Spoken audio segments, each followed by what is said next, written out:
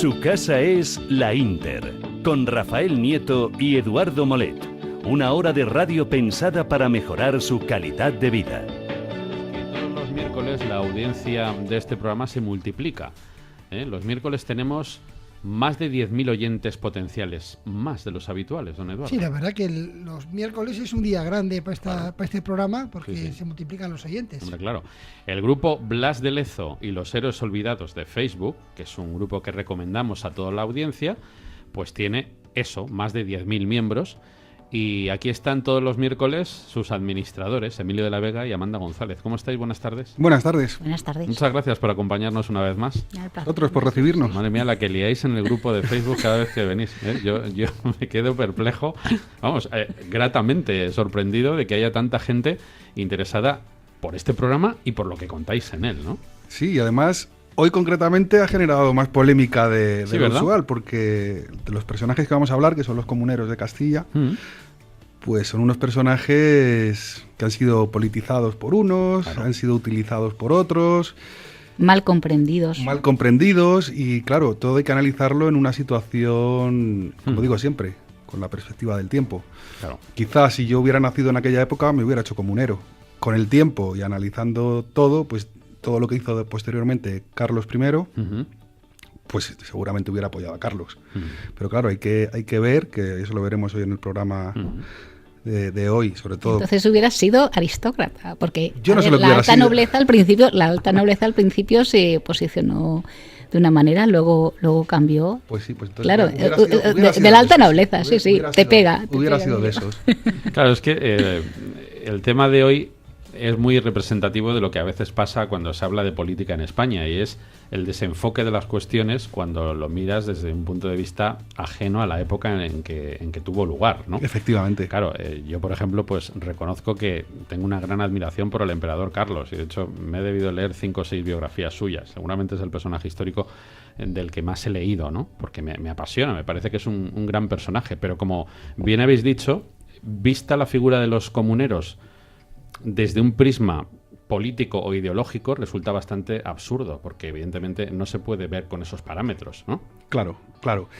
Tú ten en cuenta que los comuneros realmente lo que estaban era defendiendo España, claro. Castilla, Aragón. Sí, claro. Ellos veían un monarca extranjero con unas costumbres totalmente diferentes a las que había en España, con unos gobernantes que imponía, que no tenían ni siquiera la facilidad de palabra del castellano, no sabían hablar en castellano. Entonces, claro, entre esas cosas, que encima se produjo una crisis, había una crisis económica, sobre todo en Castilla, la textil. Entonces todo eso fue un caldo de cultivo para que los comuneros reivindicasen su españolidad ante el extranjero. Y es lo que te decía antes, pues visto en ese momento en concreto, bueno, pues dices, claro, pues yo soy comunero, porque yo quiero defender... Fíjate, Emilio, estas semanas pasadas hemos estado hablando de conquistadores y siempre aclarábamos, tenemos que ponernos 5 siglos atrás. Claro. Efectivamente. Bueno, pues 5 siglos atrás, claro, es que nos hemos preocupado de los españoles en América, pero no nos hemos preocupado de lo que pasaba en España. Entonces, hoy vamos a hablar de lo que pasaba en España. Claro que sí. Es que hace, si quieres arrancamos ya. Sí, podemos ir empezando un pues poquito, si os parece, arrancamos en 1517. Un jovencísimo Carlos con 16 años llega a las costas españolas después de un accidentado viaje. Bueno, hay que explicar, para los que no lo sepan, que Carlos es el hijo de Juana la Loca y de Felipe el Hermoso. Exactamente. O sea, es nieto de los reyes católicos, que curiosamente se había educado en Gante, mientras que su hermano, que luego fue rey de Alemania, se había educado en España. O sea, la educación que recibió Carlos, con 16 años él no sabía castellano, sabía muy poquito y no tenía ni idea de las costumbres en España. Pues llegó Carlos y fíjate que nada más poner un pie en tierra, sus consejeros, que eran Guillermo de Croix, señor de Chievres, y Adriano de Utrecht, dictan las primeras órdenes. Las primeras órdenes era minusvalorar y ningunear la labor que había hecho Cisneros como regente y enviarle una misiva en la que, con muchísima ingratitud y frialdad, se le destituía de su cargo. El cardenal Cisneros iba al encuentro. En cuanto se enteró que que Carlos, que había puesto pie en España, fue a su encuentro y no llegó a leer aquella carta que le destituía. Murió en Burgos, de camino. Y mira, yo creo que son de esas cosas que la providencia pone porque tiene que ser así y mejor así, porque le hubiera hecho muchísimo daño. La cuestión es que los primeros meses de Carlos en España fueron de una falta de sensibilidad total y de una hegemonía extranjera absoluta. Como bien dice Emilio, se había creado en Gante, y vino y todos los cargos importantes del reino pues se lo dio a los flamencos. Mientras tanto, los castellanos, los españoles, no podían ni siquiera acercarse al rey si no era por mediación de Chivres. Uh-huh. Y fíjate que es que, claro, los españoles estaban acostumbrados a que con los reyes católicos ellos elegían a sus consejeros pues en base a unas... eran expertos en leyes. Los clérigos eran personas honestas o con una valía profesional acreditada, y ahora todos los nombramientos eran arbitrarios y eran al capricho, ¿no? Uh-huh. De hecho, tenemos el arzobispado de Toledo que se lo dieron a un chaval de 20 años que era sobrino de Chievres.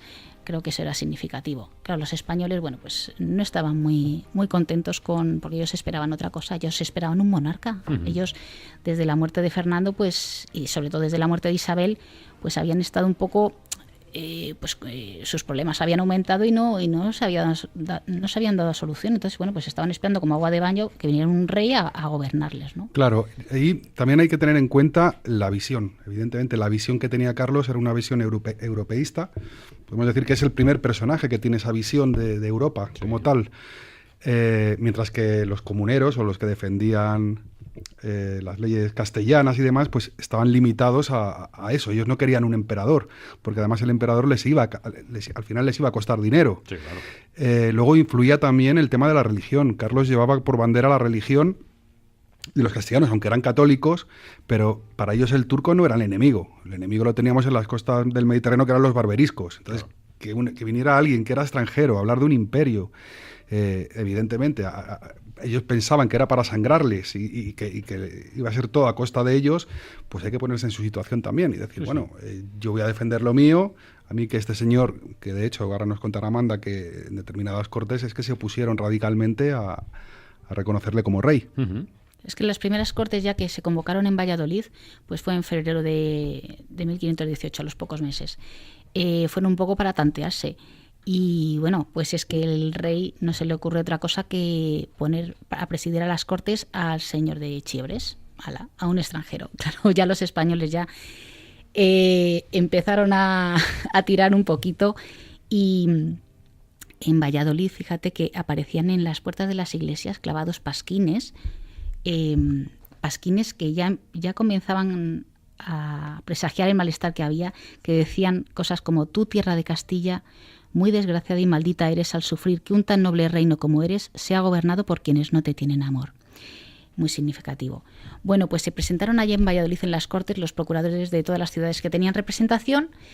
Empezó Juan de Zumel, que era el representante de Burgos, con un discurso muy vehemente que le vino a decir algo así al rey como: estamos aquí para jurarle, pero primero nos va a tener que jurar usted a nosotros una serie de términos.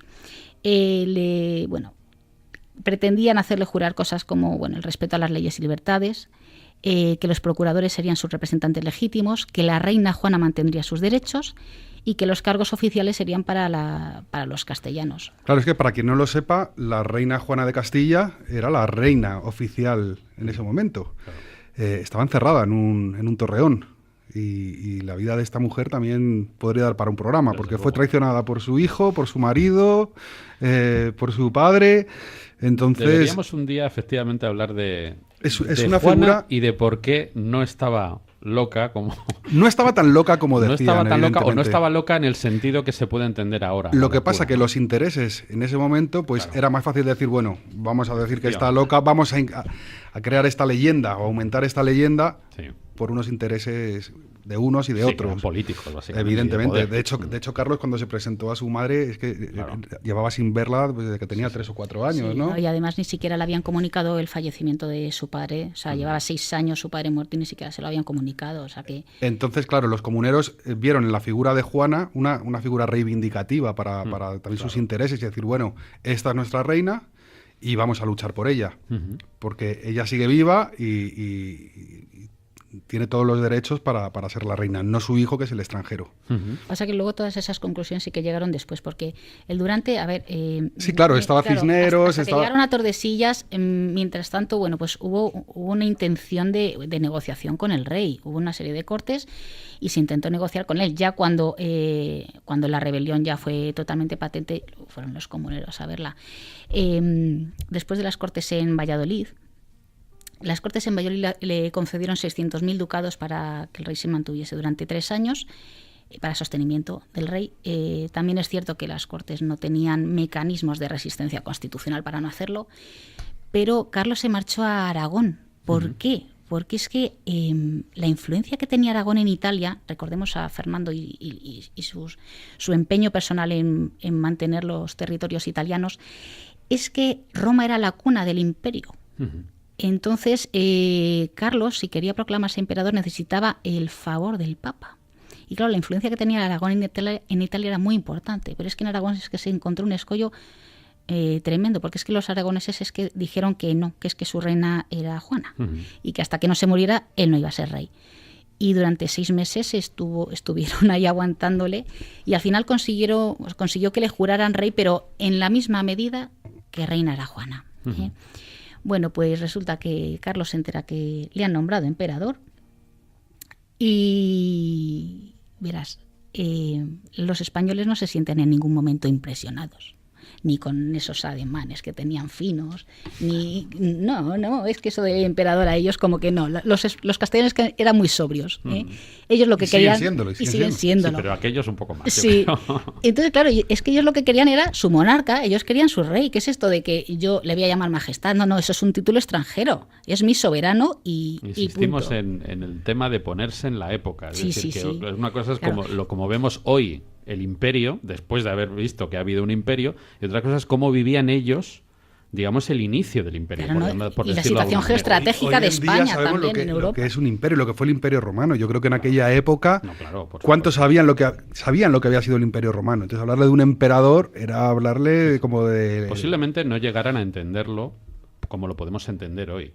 O sea, tendría otras connotaciones completamente. Y es que la situación distintas. de España, lo que es dentro de Europa, es que España está al final de Europa. Es que no, es que sí, claro. Lo que era Europa es que no nos importaba. Nosotros teníamos nuestros propios problemas y necesitábamos un gobernante que los solucionara, con lo cual... Por no hablar de cómo eran las comunicaciones hace 5 siglos. Claro, es que... las comunicaciones, la educación, solamente los nobles tenían acceso a algo de cultura y de... Entonces es muy complicado. Sí, pues precisamente eso de las comunicaciones fue algo que les fastidió muchísimo, porque cuando le nombraron emperador, Carlos convocó cortes en Santiago de Compostela. Claro, Santiago de Compostela está muy lejos, muy lejos. Y se tuvieron que ir los procuradores a Santiago. Claro, los procuradores ya sabían a lo que iban, y era que el rey les iba a pedir dinero para la coronación. Toledo ya se había declarado en rebeldía. Ya sabiendo que el rey iba a pedir dinero, Toledo no mandó a sus procuradores, y mandó un par de representantes a ver qué se cocía allí. Claro, cuando el rey inaugura las Cortes y dice necesito 200 millones de maravedíes, claro, los castellanos dicen todos no. Claro, el rey bueno, os dejo pensarlo. Os tomáis vuestro tiempo, después de Semana Santa volvemos, nos reunimos y a ver si cambias de opinión. ¿Qué pasa? Que durante ese tiempo, hasta que volvieron a convocar Cortes, el señor de Chievres se dedicó a coaccionar y a sobornar a procuradores suficientes como para que la votación fuera favorable. Y efectivamente, pasa que las siguientes Cortes no se hicieron en Santiago, se hicieron en La Coruña, porque en el puerto de La Coruña ya estaba toda la flota esperando al emperador para salir zumbando. Cogemos los 200 millones de maravedís y vamos a la coronación. Y efectivamente, pues si eran 18 representantes o algo así, pues 10 votaron a favor y fue suficiente para que se lo concedieran. El problema fue que Carlos faltó a su palabra y dejó como regente a Adriano de Utrecht, extranjero. Y eso ya no se lo perdonaron.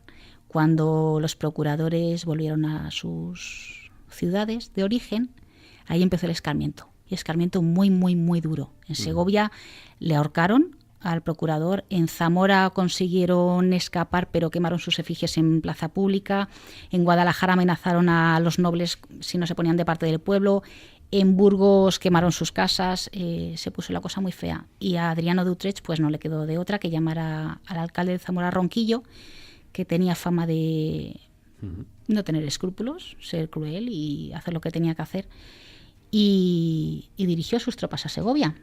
Vamos a dejarlo aquí, si os parece. ¿Sí? Lo dejamos en Segovia. Luego entramos todavía más al detalle de quiénes eran y de lo que hicieron los comuneros. Nos habíamos quedado en Segovia. Nos hemos quedado en Segovia, nos hemos comido ya el cochinillo. ¿Sí? Y ya vamos a entrar en materia. Que por cierto, todavía no hemos mencionado que los comuneros de Castilla, los más conocidos, son Juan Bravo, Maldonado y Padilla, tres calles emblemáticas del barrio de Salamanca de Madrid. Sí, es verdad. Que la gente pasa por ellas, compra allí, pero muchos no saben quién era ninguno de ellos. Sí, es que yo creo que están denostados ahora. Yo creo que antiguamente no. Antiguamente efectivamente sí que se les tenía como héroes, pero yo creo que ahora es una dejadez. ¿Qué les pasó al final? Porque me parece que fueron detenidos, ¿no? Ahora vamos. A ver, nos habíamos quedado que Ronquillo estaba en las puertas de la ciudad de Segovia, porque en Segovia sí que es cierto que los disturbios habían sido los más, exagerados. Y claro, Ronquillo le dio un ultimátum, le dijo a Juan Bravo Juan Bravo se había posicionado como capitán allí de las huestes segovianas y había armado a los hombres, les había arengado, les tenía a sus órdenes. Y le había dado un ultimátum a Juan Bravo, dejadnos pasar, porque además Juan Bravo sí que había sitiado el Alcázar. El Alcázar sí se había, los hombres que habían en el Alcázar sí se habían posicionado como realistas. Pero bueno, pues les tenían sitiados. Y Juan Bravo le dijo que Segovia que ni se rendía ni se doblegaba. Es más, le mandó un mensaje a Juan de Padilla, que como recordamos había sido la primera ciudad, la de Toledo, en declararse en rebeldía. Le había mandado un mensaje a Padilla diciéndole algo así como que el castigo que estaba sufriendo Segovia no era sino la vigilia del de Toledo. La cuestión es que Adriano de Utrecht, viendo que Segovia podía ser la mecha que prendiera en toda Castilla, le dijo a Ronquillo: no ataques frontalmente a Segovia, mantén el sitio, mantén el asedio, pero de momento no ataques. ¿Qué pasó? Que efectivamente se presentó Juan de Padilla con Juan de Zapata, que era madrileño, se presentaron al rescate de Juan Bravo, a apoyarle. Se presentó allí Maldonado de Salamanca, ya los tenemos todos, se presentó también Pimentel. Tenemos ya los máximos comuneros ahí en Segovia, pero decidieron, como se iban sumando todas las ciudades, pues mira, se sumaron, verás. Pero fíjate, ¿y el pueblo qué pensaría en ese momento? Porque yo me pongo en el lugar del campesino viendo esa movida que tenían liada y... Pues el campesino, es que en principio hubo muchísima resistencia en lo que es en la parte del campo, porque realmente fueron las ciudades, fue la burguesía, fue la baja nobleza la que se sublevó. Al principio lo que es el alto clero y la aristocracia estaba a favor del rey, pensando que el rey les otorgaría algunas prebendas o algunos privilegios. Pero ¿qué pasa? Que la gente del campo dependía de esos grandes señores. De esos grandes señores que, pues que hasta hacía no demasiado, pues habían dominado lo que eran los dineros reales, habían sido los responsables de la administración, de la recaudación de los dineros. Entonces, pues quieras que no, al campesino no le iba del todo mal, si a su señor no le iba del todo mal.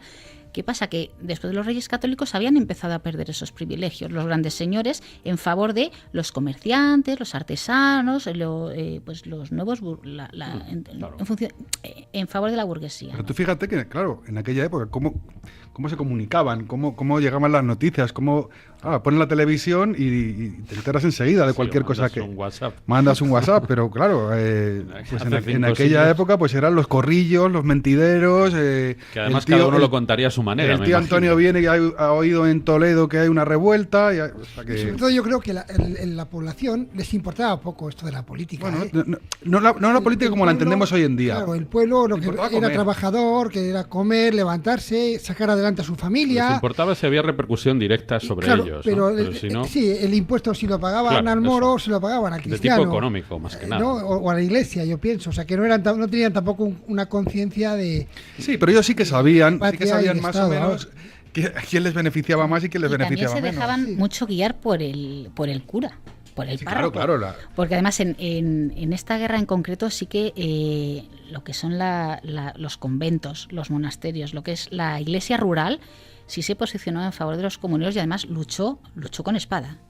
Y sí que tuvieron mucho a la hora de transmitir lo que fue el movimiento comunero a los campesinos, esos de los que hablas, sí que fue muy importante la labor que hicieron en las iglesias parroquiales. Pues es que resulta que como estaban sitiados por Ronquillo en Segovia, pues decidieron los comuneros, vámonos a Ávila a reunirnos, porque es que se iban sumando Toro, se iba sumando Cáceres, se iba sumando Badajoz, se iba sumando Murcia, se iba sumando Benavente, se iban sumando un montón de comunidades. Claro. Y pues teniendo a Ronquillo ahí a las puertas, pues no podían. ¿Y qué es lo? Entonces, bueno, se reunieron en Ávila y se conformaron como lo que ellos llamaron la Santa Junta. La Santa Junta, ¿qué decisiones tomó? Lo primero, revocar los 200 millones de maravedíes que había. Dijeron, no se lo mandamos. Segundo, buscar el apoyo de la reina Juana. Y tercero, lo que dijeron, vamos a organizarnos administrativamente en nuestras ciudades. Bien, pues a todo esto mandaron a Ronquillo a por... Ronquillo, recordemos que estaba en Segovia, pero tampoco podía saltar Segovia porque no tenía... ¿Cómo te diría? No tenía artillería. ¿Cuál era la ciudad artillera por excelencia? Medina del Campo. Ronquillo se fue a Medina del Campo a por la artillería.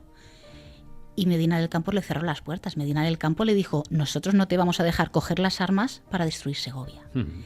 Y Ronquillo lo que hizo en venganza fue destruir totalmente Medina del Campo. Fíjate, Medina era una ciudad que se sostenía pues el textil, del comercio. Bueno, pues allí no quedó nada. ¿Qué dijo Segovia cuando se enteró que Medina había caído? Dijo, pues tened, señores, por cierto, que si Medina se perdió por Segovia, o de Segovia no quedará memoria, o Segovia vengará su injuria. Se comprometieron y, bueno, la verdad que lo dieron todo. Se fueron a ver a la reina Juana, a Tordesillas.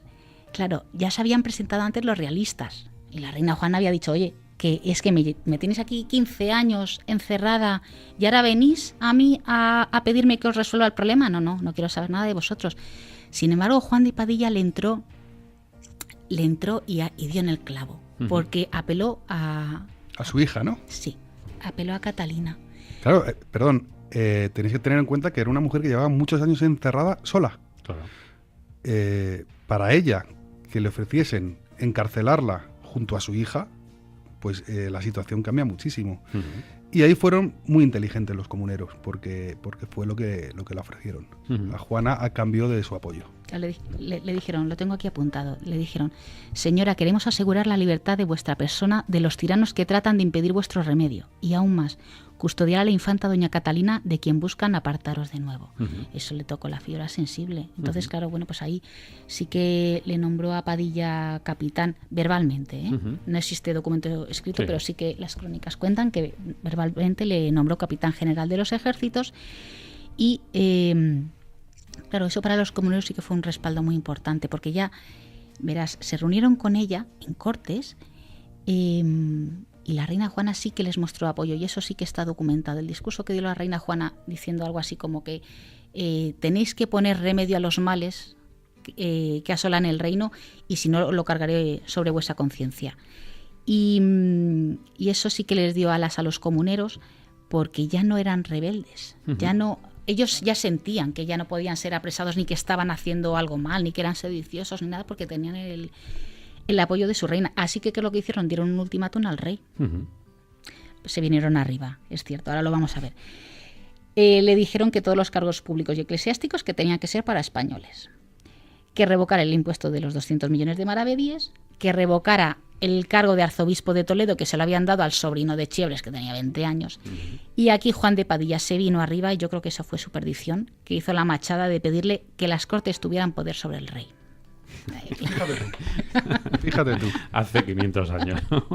Claro, eso ya... Y yo creo que... Les rogamos a nuestros oyentes que no piensen en reyes constitucionales, sino claro, en reyes medievales. Claro, y yo creo que ya tampoco tenemos mucho más tiempo, pero sí aclararle a Eduardo la pregunta que nos ha hecho. Yo creo que ya a partir de este momento, pues todo se lía, se va liando, ¿no? Se precipita, y entonces llegamos hasta la batalla de Villalar, la famosa batalla de Villalar, que es donde finalmente son apresados los comuneros, Juan Bravo, Maldonado y Padilla, y se dicta una sentencia de muerte contra ellos. Sí, bueno, se enfrentaron, hay que decir que sí que eran 6.000 comuneros, más o menos, contra 6.000 infantes imperiales, pero los 2.400 jinetes pasaron como centauros por encima del ejército comunero. Dicen que llovía, a última hora de la tarde fue cuando apresaron a Padilla, y al día siguiente, al pie del cadalso, había un pregonero que decía: esta es la justicia que manda hacer el rey y los gobernadores, en su nombre. a estos caballeros mandándoles degollar por traidores. Claro, hay que se alza Juan Bravo haciendo honor a su apellido y que le dice traidores no, más celosos del bien público y defensores de la libertad del reino.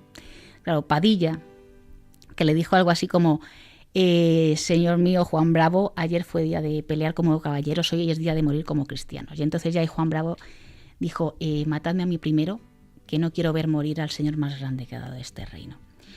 Y bueno, pues así terminó Así termina la historia de los comuneros, pero que continuó unos meses más allá, porque la mujer de Padilla, que era María Pacheco, continuó con el movimiento comunero hasta que finalmente fue expulsada a Portugal. Y lo que no sabe mucha gente es que María Pacheco es la hermana de Diego Hurtado de Mendoza, de un poeta. Y si queréis, termino con esta poesía que le escribió a su hermana, que dice: si preguntas mi nombre fue María, si mi tierra, Granada. Mi apellido de Pacheco y Mendoza conocido el uno y el otro más que el claro día. Si mi vida, seguir a mi marido. Mi muerte en la opción que él sostenía. España te dirá mi cualidad, que nunca niega a España la verdad. Muy bien. Pues un broche de oro para este nuevo capítulo de la historia, interesantísimo. Bueno, rematamos ya con nada. Sí. Cuando Carlos volvió a España en 1522, firmó un perdón en el cual no estaba María Pacheco. Y bueno, se comprometió a gobernar escuchando las peticiones del reino y pidiendo permiso de sus decisiones en las Cortes. Ratificó. Muchas gracias, Amanda. Muchas gracias, Emilio, por esta nueva lección de historia. Ya lo saben, Blas de Lezo y los héroes olvidados. Ese es el sitio de Facebook. Son las 3:24.